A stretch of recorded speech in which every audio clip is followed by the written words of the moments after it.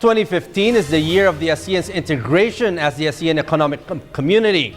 Now, how will this benefit the country in its drive in economic growth? Are we prepared to compete with our ASEAN neighbors? And joining us tonight on NewsLife is Mr. Sergio Ortiz-Luis, PCCI Chairman Emeritus. Good evening, sir. Good evening, Robert. Sir, to start us off, now, is the country ready for ASEAN integration, and what are the benefits for our country? Well, we are ready as much as our neighbors, our other ASEAN countries. We all have their own problems, no? And I think basically the benefit will be as a block. We will increase our market expands, no? And the buyers that we have for our products. But there are also pitfalls. Considering that our companies, our enterprises are basically 99.4% micro, small, and medium, and there are still some problems that we have to address. Aside from many of them are in the agricultural area, they still have problems in financing, for instance. It's I think most of our neighbors have solved already. And we have not yet really done much in terms of financing our micro, small, and medium. So now looking at that, what steps are being undertaken with the help of the business community and even our government to help us move towards that so that when the ASEAN integration comes, we're ready? Well, basically, I think the 2015 it's just a landmark, no? It's not something that where it all starts. Basically, I think all the tariffs, almost all tariffs have been brought down already, and therefore there's very little, there's very few on the tariff lines that still will go down. No? We're really talking about some of the major products like rice, sugar. Those are the exemptions, but. Our problem is our inputs are high. When you say inputs, what are these? Basically, our power cost is high. Our labor, an advantage is already one of the highest in the region, and those are the things that we have to address. Well, hopefully, I think. The supply of power will not be hampered, no? But we still have to address the issue of the cost, no? But hopefully that can be addressed eventually. So you mentioned tariffs. Once the ASEAN integration happens, this will be gone for ASEAN products entering the country. Now, how will this impact our locally made goods and products? Well, you know very well, for instance, that in agriculture, we're much behind the likes of Thailand.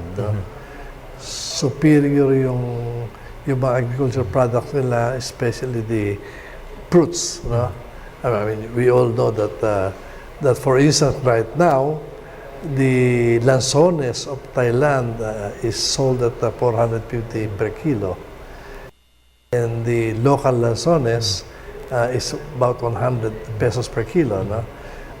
Eventually, when no tariffs remain and this comes in freely, wala namang comparison, for instance, yung ating lanzones, some of our fruits. So we have a problem in that area.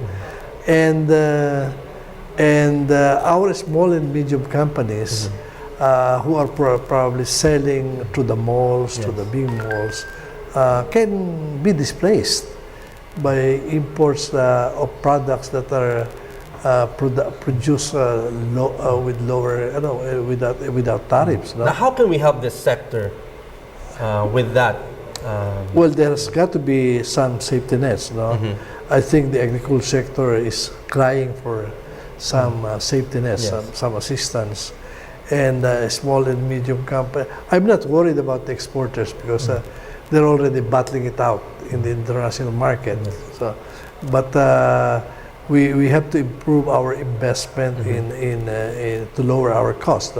For instance, the usually said infrastructure Yes. spending. We have to speed it up, and I think we have to really try hard to get more foreign direct investment. Yes. In order to employ more of our people and to lower our cost, perhaps lower even our social cost. This is where we are lagging behind. No? In foreign direct investment, we are in the vicinity of less than 4 billion, while the likes of Vietnam is more than double that is attracting there. And no comparison, for instance, to Singapore, which is more than 30 billion. And Thailand is about 18 billion, I think. So, dollars. So how can we be more competitive so that we can actually get more of these foreign direct investments once the ASEAN integration happens? Well, we have actually have been moving in our competitiveness, no? Yeah. Unfortunately, we are coming really from the deep. Medyo malayo natin. And while we are moving forward, the others already are so much ahead. No? But look at the economic gains we have had in the past, last year and this year, with the ratings agencies moving us up to investment grade, moving us up and seeing that the business climate in the Philippines is getting better. Is this helping? Well, that right now? it's helping. It should help. Yeah. But unfortunately, we have not really converted it into foreign direct investment. No? Now, how do we maximize this now with the help of the business sector, helping the our government in pushing for this? Because there are some areas where we have to improve. Like for instance, one of the complaints is the infrastructure, no? the spending. Policy, our policy, Yes. no? And the speed where we can execute a project is an issue. And when in certain cases, exchange rate is a big problem. There's still a lot of policy adjustment that we have to make. We have signed up, acceded to the Kyoto Convention on border trading, customs.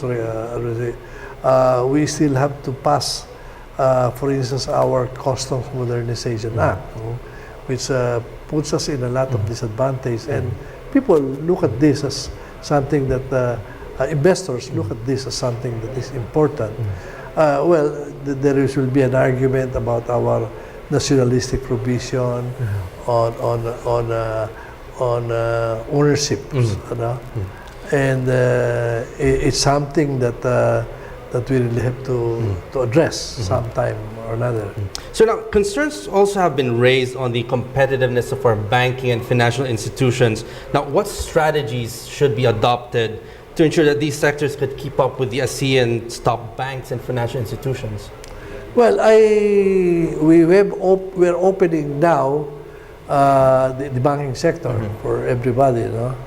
I'm not so sure this is, personally, I don't think these banks will bring in investors. And I think our local banks have enough money to lend and to supply to our entrepreneurs. But nevertheless, I think it's one of these things that's being required for us to be able to to qualify in some of the measures that are being asked. But I per one believe that they're not going to address the MSMEs, for instance. I don't think these foreign banks will lend to our MSMEs, which is 99% of our. Why not? Well, even our commercial bank do not want to lend to them Because of the risk. Remember one of the comments in the economic forum was the MSMEs underbanked. The only one addressing them perhaps will be some of the gray sector and the trip banks, but the commercial bank hardly touch them. They would rather stick to the big 1% because it's they feel safer there. And I think some of the regulations also is not sympathetic with the SMOA. We did pass the amended Magna Carta for MSME, which ended 3 years ago, the 10-year Magna Carta, and we amended it and we passed it 3 years ago. It still has not worked. Sir, finally, what are next steps should we take now that we're progressing towards the ASEAN integration for us to catch up and be competitive once this happens? Well, what are the next steps? The problems we have to address are quite obvious. No?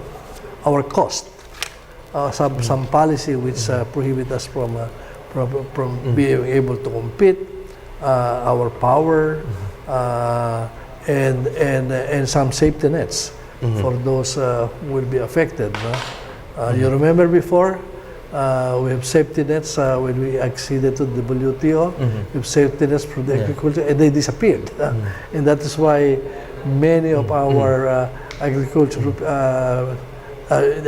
sector do not believe that they will be protected. So still have a lot to go. Anyway, sir, thank you very much for joining us here tonight at News Live. That was Sergio Ortiz-Luis, Chairman Emeritus of the PCCI. Thank you, sir. Thank you very much.